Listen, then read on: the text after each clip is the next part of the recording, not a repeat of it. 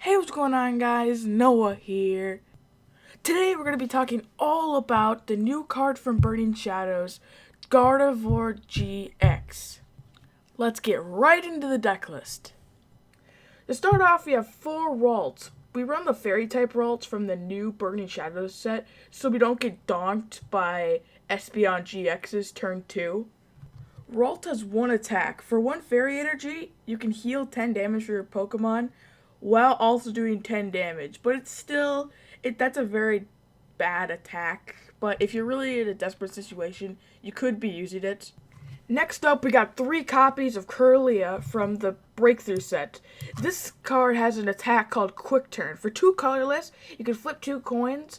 This attack does 30 damage times the number of heads. It's a good attack to defend yourself with against psychic Pokemon like Shrubbish, which it really isn't attacking you most of the time, but you can defend yourself against Garb, Espeon, things that are psychic. But you gotta watch out for that psychic weakness on you. That can really hurt you. Now this is where the fun starts. Gardevior GX, the fairy type with 230 HP. It evolves from Kirlia, and its ability Fountain of Secrets is amazing. Once during your turn, you may attach a fairy type energy from your hand to one of your Pokemon. If you have like 4 of these guys on the field, you have 4 free attachments, not even counting your heart attachment for the turn. So what you could do is be like 4 fairy energies onto your active Gardevoir, and then heart attach a DCE, and boom, you're all powered up. Gardevoir's only main attack is Infinite Force. This attack does 30 damage times the amount of energy attached to both active Pokemon. This combo is great with Fountain of Spirits because you get all those free attachments. You can keep adding up damage like crazy. Plus, you can attach Choice Band to it. You can start hitting for big numbers, especially against decks that like to stack energy too. Like Mewtwo, Yveltal, those kind of decks you can hit for big numbers on.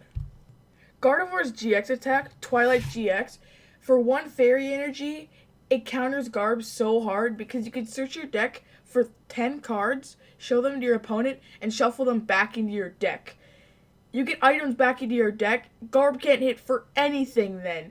It would be doing 200 damage, Twilight GX, now it's hitting for 0 damage. It's so good. Next up, we have Diancie. It's a fairy type with 90 HP, and you can use Sparkling Prayer. Its first attack, for a fairy energy, you can just search your deck for a card that evolves from one of your Pokemon and put it on that Pokemon.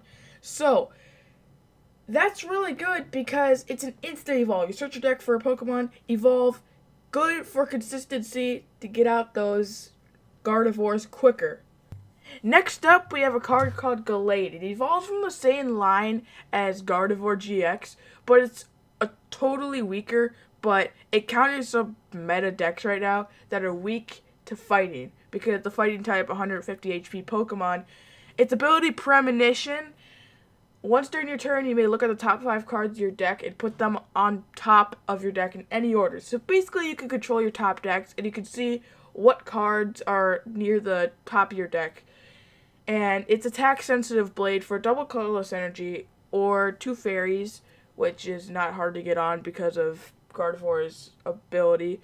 If you play the supporter card during this turn, this attack does 70 more damage on top of its base 30. And if you choice band the thing, it can be very powerful. Okay, so the next card that we have on the list is Alolan Vulpix. So what Alolan Vulpix does is the first attack, which is the only one you really want to use, Beacon. Search your deck for up to 2 Pokemon, reveal them, and put them in your hand. Shuffle your deck afterwards. This card is good because you really just want to get Pokemon out consistently to evolve and to fill up your bed space. If you don't have a Lele for a Bridget, or you just don't have a Bridget in your hand, it's basically used to fill up your bed space. You can also get the Pokemon you need to evolve. But I put 1 Diancie in there from earlier just because you don't want to get End out of your cards that you put into your hand. That's the bad thing about Beacon. You put the cards into your hand, but you could get End out of it. So we run Alolan Vulpix just for the consistency value. Next up, we have one copy of Drampa GX. It's a normal type Pokemon with 180 HP. It gets hit with fighting type because it has weakness, which is kind of bad because there's a lot of fighting decks running around right now due to Zora break, but it still is a decent tech in the deck. See what I did there? For one colorless energy, you could do Righteous Edge for 20, discard a special energy from your opponent's active Pokemon. This is good to get those special energies off, like DCEs and Rainbow energies. Those are the special energies that are typically being used right now. And next attack, we have Berserk. It does 80 damage, and if any of your bench Pokemon are damaged, it does 70 more damage. Combo that with Choice Band, it does 180, which is a very solid attack. You typically still want to be attacking with Gardevior, but Drampa GX is also a good second attacker. Its GX attack is pretty decent if you don't get end. Shuffle your hand to your deck and then draw 10 cards. Big Wheel GX. And that's why we run Drampa. The 2 retreat cost is kind of iffy. You can't heavy ball it, but it's still enough to discard a DCU off of you. But Drampa is just a really good tech because you can just place it on the bench, get it charged up, and you're good. You don't have to evolve into it like Gardevior. So that's why we run Drampa. Next up, we have one copy of Remoraid and one copy of Octillery. Octillery's ability is Abyssal Hand. Once during your turn, before you attack, you may draw cards until you have 5 cards in your hand. This ability is good for consistency because it's the closest thing you can get to Shaman EX now without having Tapu Lele, which uses your supporter card, and it's also very expensive. This is more of a budget card.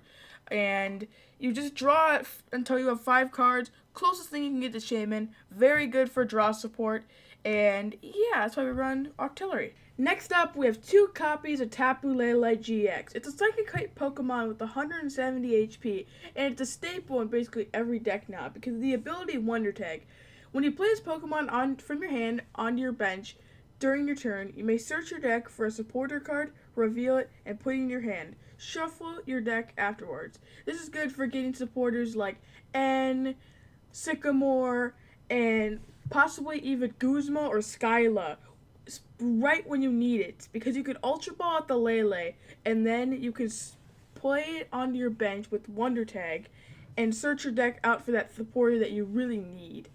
Tapu Lele GX also has an attack called Energy Drive. For 2 colorless energies, it does 20 damage times the amount of energy is attached to both active Pokemon. This works perfect synergy with Gardevior GX because its ability is found to the secrets. You can attach as many fairy energies as you can, boosting up Tapu Lele's attack by a lot of damage. And you can also attach Choice Band to it, so this could be like a secondary attacker if you're going really slow with Gardevior. For a final Pokemon, we have Oricorio. It's a 90 HP Psychic Basic Pokemon, and it has an attack called Supernatural Dance. For one of any kind of energy, for each Pokemon in your opponent's discard pile, put 1 damage counter on your opponent's Pokemon in any way you like. This is so good against Vespiquen because on their discard pile, and they have low level, not level, but HP Pokemon.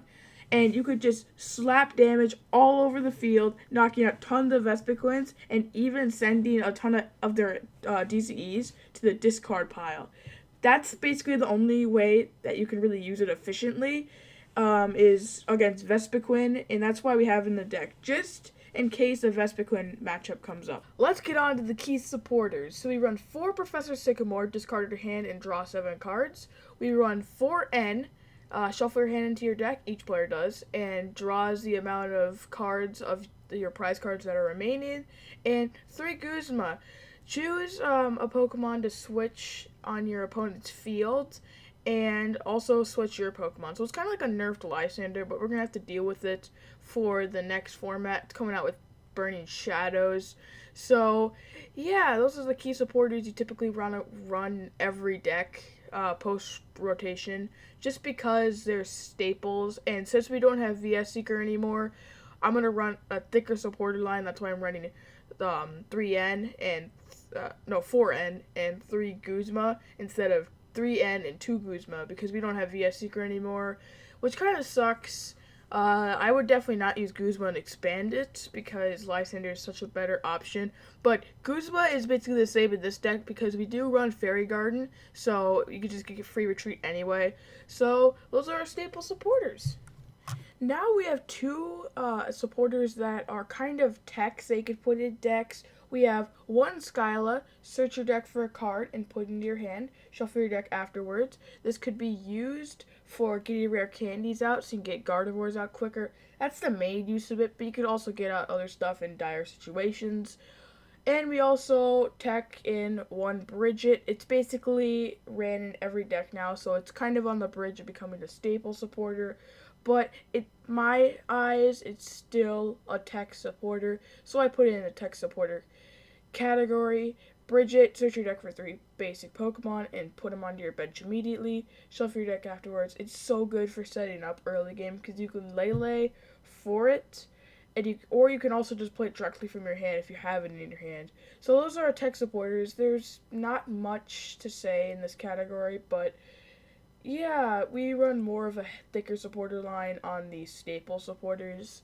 So those are our tech supporters, one Skyla and one Bridget. Next up, we have our staple item cards. So we run 4 Ultra Ball like any other deck right now and any other deck ever. 3 Rare Candy to evolve into those Gardevoirs really quickly. 3 Choice Band as our tool card of choice. Does 30 more damage to EXs and GXs. And Rescue Stretcher, 1 Rescue Stretcher. Basically, you can put 1 Pokemon from your discard pile into your hand or shuffle 3 Pokemon from your discard pile into your deck. We also run 1 Field Blower, taking out tool cards and stadium cards. Those are our items. I don't really want to run too heavy on the items because Garb is still a prominent threat. Even after rotation, it's gonna be a prominent threat. So people are cutting down on items, and I can take out not Gardevoirs, but Garbs really quickly with my Infinite Force attack, but it's still a threat with that Trash Land, so you want to cut down the item use. And if you're playing a ton of items in your Guardy deck, just cut down, watch your uses, watch your usage of items. Sorry, I can't speak today. So yeah, those are our staple item cards. For our tech items, we play 1 Professor's Letter, which basically allows you to search out 2 basic energies. In our deck, it would be fairy energies, and put them into your hand, and that works just great with Gardevoir with the Fountain of Secrets ability. You could just throw them both on a Gardevoir or spread them throughout your field. We also run 1 special charge because it's not a very big played card right now, but we do run DCE, and I always like to play special charge in decks that we play DCEs in, because if you get hammered, if your opponent hammers the DCEs off, you can't use them anymore. But if you run special charge, all of that, 2 of the energies in the discard to the DCEs, you can shuffle back into your deck, which I think is really good for late game recovery if they're hammering all of your energies off, or if they're knocking out all your Gardevoirs or whatever you have DCEs attached to, and you have lots in the discard. You could just special charge them all back into your deck, and it's all good then. So those are our tech supporters.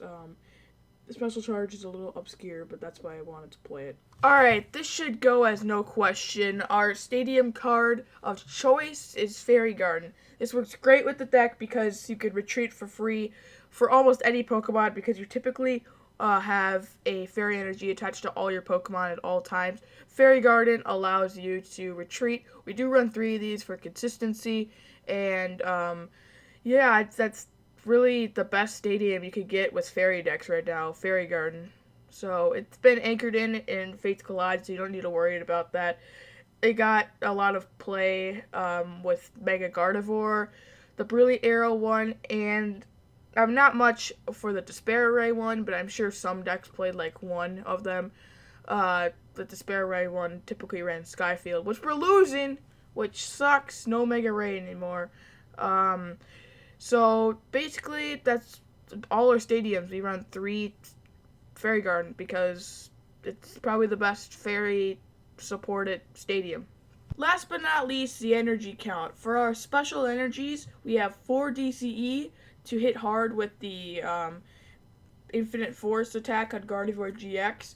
And for our basic energy count, we run 7 Fairy Energy to have a lot of consistency with that Fountain of Secrets ability, while also having to support energy from all your Pokemon. So, yeah, that's our energy count. So yeah, guys, that's the whole list. I'm going to put a deck list on the screen right now, so if you guys want to skip to the end and just copy this deck list, you could totally do that. The whole video is just explaining the deck. So if you guys just want to copy the deck, it's going to be right here on the screen. And make sure to subscribe for all your Pokemon TCG needs every Wednesday. This one wasn't Wednesday because freaking Premiere Pro kept crashing. Premiere Pro! Sorry. So, I'll try to get videos out every Wednesday for all your competitive Pokemon needs. Follow me on Twitter at LavaCookieTCG. And yeah, like this video. And tell me if there's any things you want to change in this deck down in the comment section below. And I would also like if you guys say any improvements about anything on the channel, because I always strive for improvement on this channel. I want to get the best quality that I can out of this channel, because I just want to give everyone competitive Pokemon stuff. And yeah, we'll see you guys in the next video. Goodbye.